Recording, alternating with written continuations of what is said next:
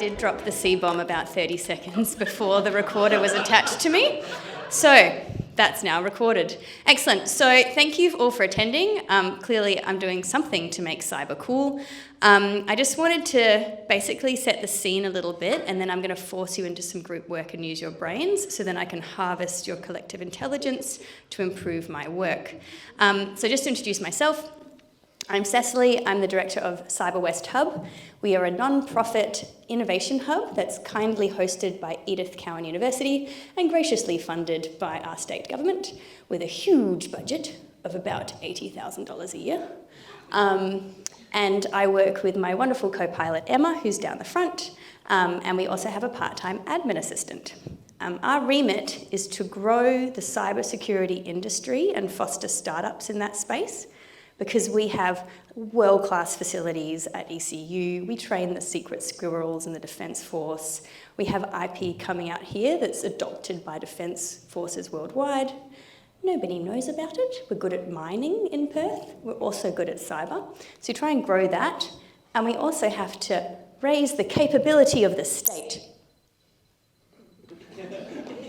So, I mentioned I'm full-time, Emma's also only one human being, and we have a part-time admin assistant. And I wanted just to, in terms of telling the cyber story, Australia loses about $367 billion annually. It's much better than the global drug trade. So if you're thinking about a career, think cybercrime, not drugs. We know that we were the number one most hacked country in the world, Q4 last year with Medibank and Optus. So people are talking about it, but we haven't seen any behaviour change. And we do know that in terms of our society, vulnerable groups are more at risk of cybercrime anyway. So if you think English as a second language, accessibility requirements, senior citizens, immigrants, all of those people, Indigenous people, people living in remote and rural communities, they're most at risk. And then if you think about business, it's small business and sole traders. So I don't know if anybody here is a contractor or a consultant, but you're at more at risk than, say, BHP. So what we try to do is engage with different communities and fill gaps in the market, because with a team of 2 and a bit, we can't do it all.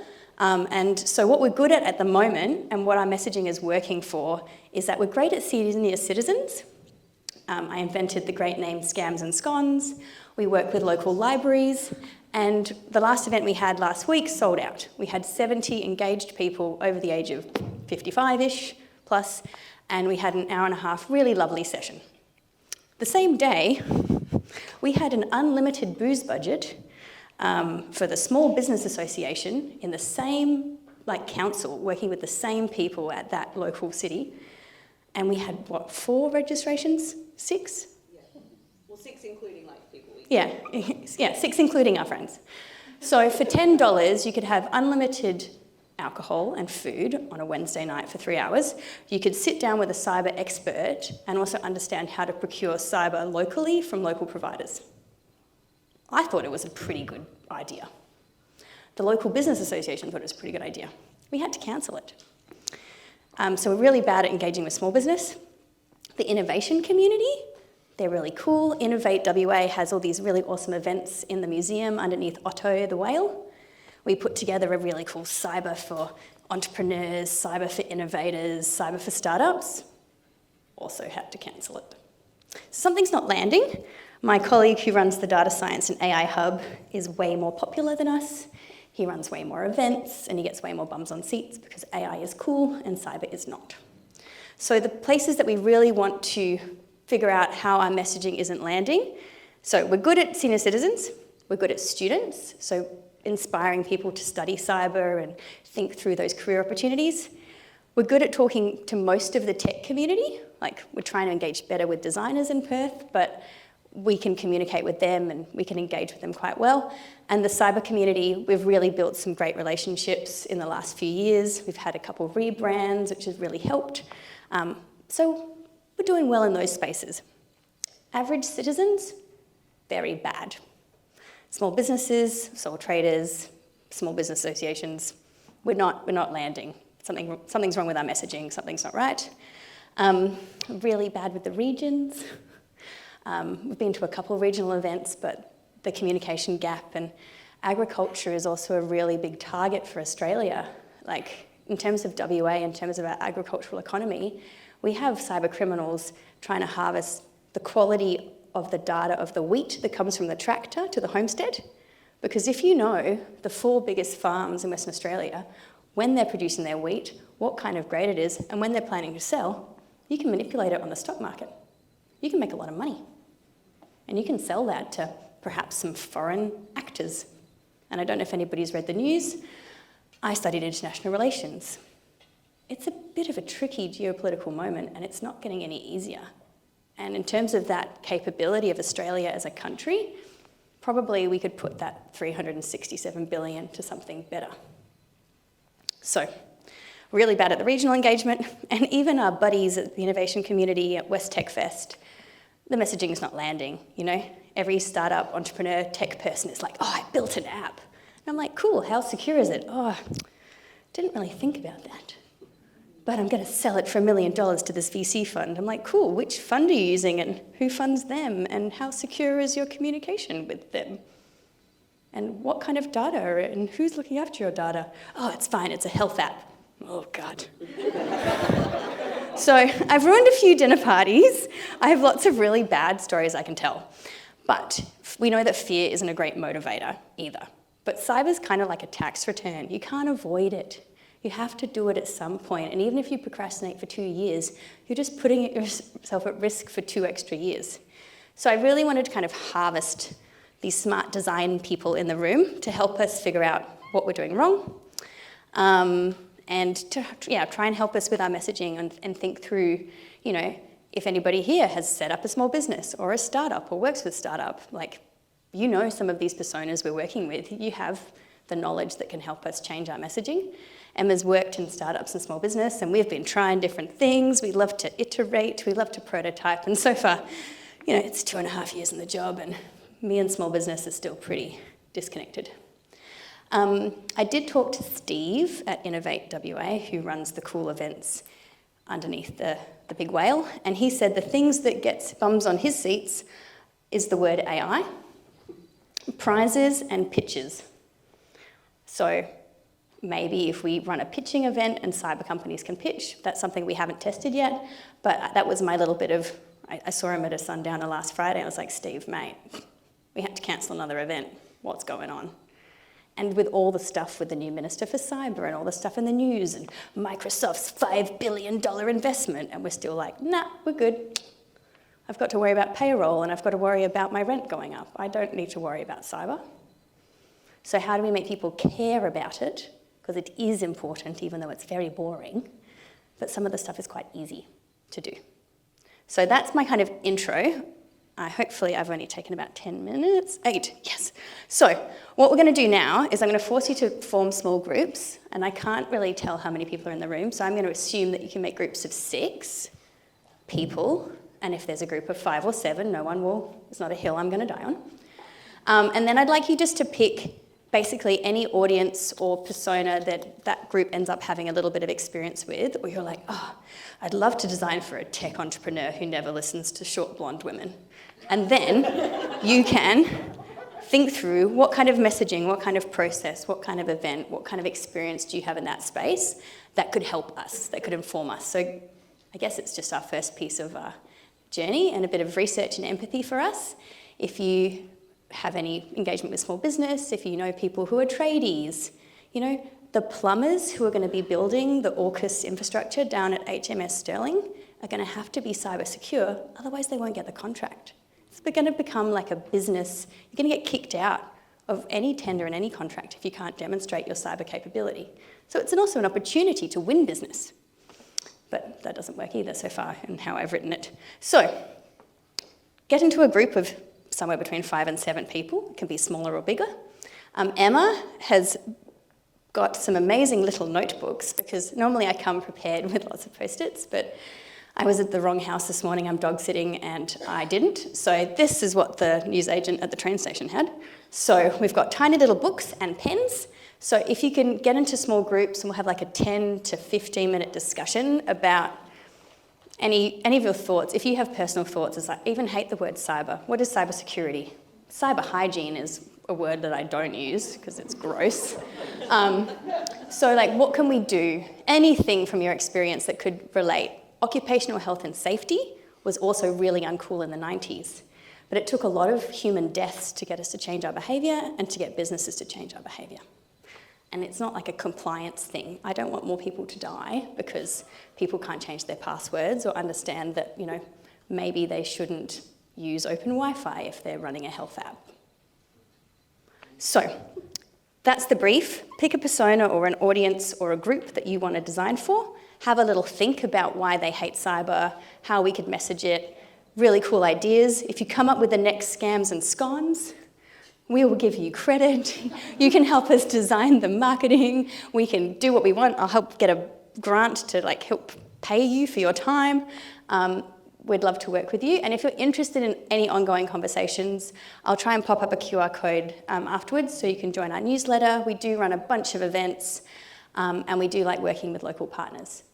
So we haven't really done any of the UX meetups this year, but we always make an effort to come to UXCamp because it's like my school reunion that I want to go to. At the back? Yeah, is there any specific elements of cybersecurity that you want us to be focusing on? So the question would be, are there any specific elements of cybersecurity that we want to focus on? I mean, I guess because I'm a non-technical person, and if you have an understanding of cyber, I'm happy to work on the technical elements, but it's really that human engagement. A lot of cyber comes down to individual behaviour. It's like the slip, slop, slap. It's the occupational health and safety, the safety minute. It's the crossing the road, left, right, left. So it's that kind of individual behaviour that has the most impact. And there's some interesting stuff around like the technical gremlins versus the human error and how you can look at that. But my attitude, and Emma can correct me if I'm wrong, is that you get a technical wizard to help with the gremlins and the rest of us need to change how we do our day-to-day. And if you're setting up a small business, you just need to know what are the processes and procedures you need your team to do, and then who do you talk to about the gremlins? And frankly, as a hacker, it's a lot easier, rather than using brute forcing technology, just to ask someone to give you the password. So yeah, Emma was just saying. Literally what kind of phishing is, right? Yeah. So in terms of using technology and brute forcing and trying to break passwords, it's much easier to use social engineering or just ask someone, Scams and scones came out of an incident last year where my friend's mum, she had just turned 70, not old, not doddery, barely retired, and she got scammed twice in a month. Once was the, hey mum, lost my phone, can you shoot me $500 because I need to buy a plane ticket or something? And her daughter happened to be in Queensland. Totally plausible. Then they got into a huge fight because they called and she was like, why aren't you being more grateful? She's like, why am I being grateful? You answered the telephone. She's like, oh, I just sent you $500. Oh, no, you didn't. Number one. And number two, somebody called her repeatedly for a week from IINet. They knew her address. They knew how long she'd been an IINet customer. So all those Medibank and Optus breaches, they get so much data. They know when your birthday is. They know how long you've been at your address. They know your first pet's middle name. And they used that. And then she believed. And they're like, look, you've got a problem with your router. I've got to update it. So after 4 days of calls, they're probably IINet. Who else is going to do that? Boom, remote access to the computer, go to Chrome. Oh, you've saved your passwords in Chrome. Excellent, Apple keychain, what a win. Into the bank, into their family's records. So it's really easy to do. You just need to know some of this stuff oh, thanks IINet, I'll call you back. And then you go to the website and you call IINet. You're like, did you just call me? They're like, nope. That was somebody from one of the 4 countries who make their money from this. And they're really smart. We're a really easy target. The Australian dollar's pretty strong globally. Why would you knock down a door that's got lots of locks on? Come here. So, all right, I'm not going to take any more time talking. Happy to talk at the drinks.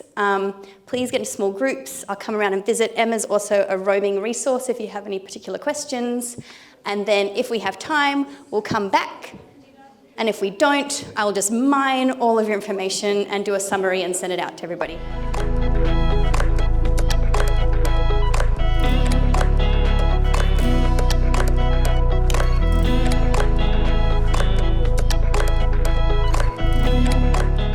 All right, guys, you're clearly having too much fun. So that's given me an idea for my next possible engagement with the UX community. Does any small group really feel excited to share? Because this is being recorded. We would like to make sure that we share something from the audience with the people who get to watch this later on. So does any group want to share anything in their tiny notebook? Oh, I have an actual volunteer. I didn't have to pick. Come on down. Round of applause.